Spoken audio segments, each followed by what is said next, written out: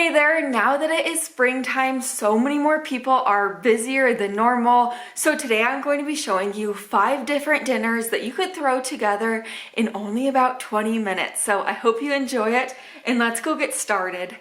To kick us off today, we are making this Mexican skillet, and it is a perfect lower carb dinner option. So to get it started, I diced up 1 red bell pepper, and I also diced up an onion into smaller pieces. Now over to my big skillet on the stove, I have about 2 tablespoons of hot olive oil in there. I added the pepper and the onion. Next I'm adding a little over a pound of ground beef. I'm going to break the ground beef up and cook it through, and then once the ground beef has cooked through, I removed any excess grease. I'm just using my mom's trick by wiggling a spoon in there with a paper towel until all of the grease is absorbed. I love this little trick for absorbing grease. It works magically, but I do want to let you know this recipe is so versatile. You can make it your own. You could add veggies to it, subtract veggies, really just do whatever you want. But then I added in 20 ounces of frozen cauliflower rice, or you could use regular cooked rice, whatever you prefer. I added in a 10-ounce can of Rotel, 3 tablespoons of taco seasoning, and a half a cup of water. I gave this a stir and I let it simmer uncovered on my stove for about 10 minutes. After everything was cooked through, I added in a third cup of cheese. I let the cheese melt down, and then it was ready to serve. I served mine with kind of like my favorite taco toppings, so lime, avocado slices, sour cream, cherry tomatoes, and cilantro. This is so good. Even my little daughter Brinley enjoyed it. Now we're making this tomato basil Parmesan Orzo, and this one's for all of my meatless meal friends. I know I haven't made a meatless meal in a while, but to this pot of boiling water, I added in 12 ounces of Orzo. I cooked the Orzo according to the box instructions, and once the Orzo cooked through, I removed about a third a cup of the pasta water. This is going to help us create the sauce here in a minute, but after I removed that pasta water, I strained our Orzo and set it to the side. Now into this pan on my stove, I'm adding about 2 tablespoons of olive oil. Then I added our 1 diced up onion, and I'm going to cook this onion on the stove for a couple of minutes.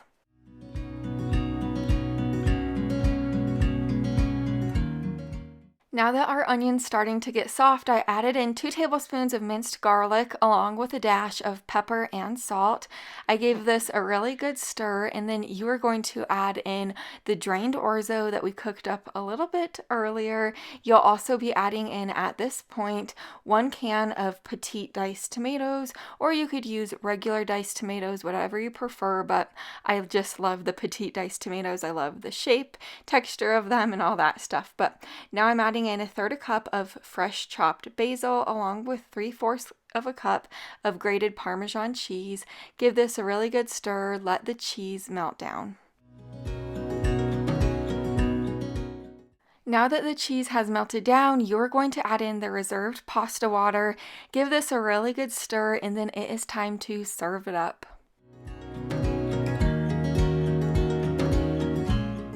Here's my bowl of food. I topped mine with more Parmesan, fresh basil, and pepper. This is such a delicious meatless meal. We definitely did not miss the meat in this dinner, but if you wanted to, you could always add in chicken if you'd like. Now we're making these creamy chicken taquitos, so to get this one started, in my big bowl right here, I have about 3 cups of cooked shredded chicken. To the chicken, I'm adding a half a cup of salsa. You could use any brand, any type of salsa you like. A third a cup of sour cream, and you might see my little helper in the background, Macy. She's sleeping on the job. Next, I added in 5 ounces of softened cream cheese, along with 1 cup of fresh spinach. The spinach is optional, and don't knock it until you try it. It's actually really good in this recipe. And then I gave it a stir, and then lastly I added in 1 cup of Mexican style cheese. I gave this a stir until everything was well combined. Then I set this mixture to the side. Now I have a damp paper towel right here, and I'm adding about 12 to 15 of these corn tortillas in it, and I'm going to microwave it for about 2 minutes. This is going to help the tortillas so they don't crack when we go and roll them. Now it's time to fill our tortillas up. So I'm using a cookie scoop to make this extra easy, but I'm pretty much placing about 3 tablespoons of the chicken filling inside of each corn tortilla and then rolling it up. It can't get any easier than this.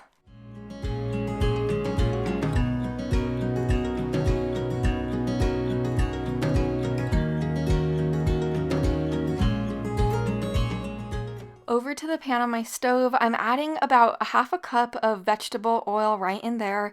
I let the oil get hot. I knew it was hot when I added in a little bit of the chicken filling and it started to bubble up. But I'm going to cook these on each side for a couple of minutes or until they're a nice golden color. I do want to let you know, if you didn't want to use vegetable oil, you could use other types of oil to cook these taquitos in, like olive oil or canola oil. Or if you didn't want to use any oil at all, you could always cook these in the air fryer.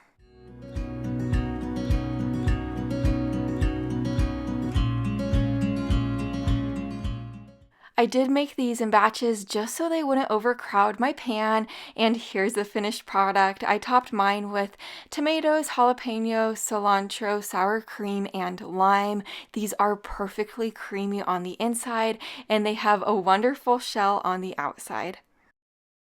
Now we're making these Dorito crusted chicken tenders, and this is another one of those recipes that you cannot knock until you try. So to get this one started, I'm using a little over a half a bag of Doritos nacho cheese flavor. I put them in my food processor and I'm going to grind them down until they are very fine. You could use Cool Ranch Doritos, or you could use even barbecue chips, or really any type of chip you want for this recipe. This is kind of the cool part about it. But now that our Doritos look like that, I place them in a bowl, and now in this other bowl I cracked 2 eggs in there and then I scrambled them up. In this third bowl, I'm adding 1 cup of all-purpose flour in, along with our seasonings, 1 teaspoon of garlic powder and onion powder, a half a teaspoon of paprika, half a teaspoon of salt and pepper, and then I whisked those dry ingredients together.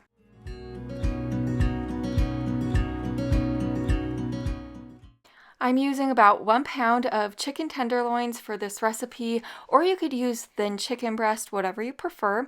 I first dip it in the flour, then I dip it in the egg mixture, and then I drip off any of the excess egg. Lastly, it gets coated in the Doritos, and then I place it on a separate plate.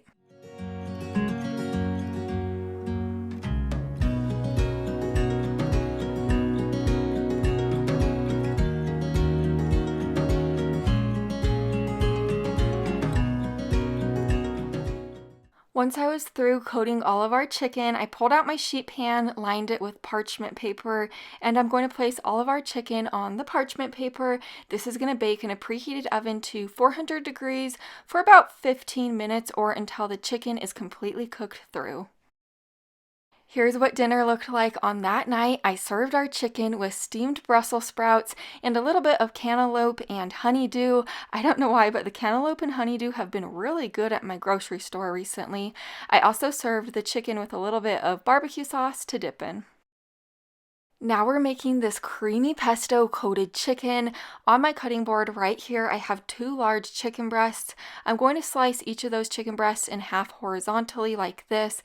This is going to, of course, make your chicken thinner, so it will cook a lot quicker, and your chicken will be so tender in the end, I promise. Now on my wooden cutting board, I am going to dice up my 3 Roma tomatoes along with 1 onion into smaller pieces. I'm going to set these veggies to the side. Now over to the pan on my stove, I have 2 tablespoons of hot olive oil in there. I added our chicken, and I did make sure to season the chicken on both sides with plenty of salt and pepper. Now that our chicken is completely cooked through, I removed it to a separate plate, covered this plate with aluminum foil so it could stay warm, then I set it to the side. In the same pan that we cooked our chicken in, I added our diced onion along with 3/4 cup of chicken broth. I scraped all of those flavorful bits off of the bottom of my pan, and I let this simmer for a couple of minutes. After it was finished simmering, I added in our half a cup of heavy cream along with a dash more salt and pepper. I brought this up to a simmer.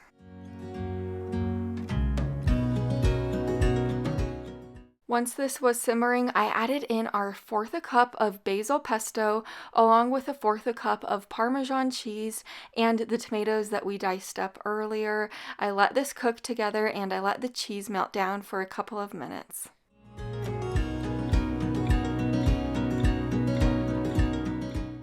At this point, this is what your sauce will be looking like. If you like thinner sauce, this is perfect, but we like thicker sauce in our house. So I added in a cornstarch slurry. It was just a tablespoon of cornstarch and a tablespoon of water whisked together. Then I added it in, and as you see, the sauce thickened up instantly.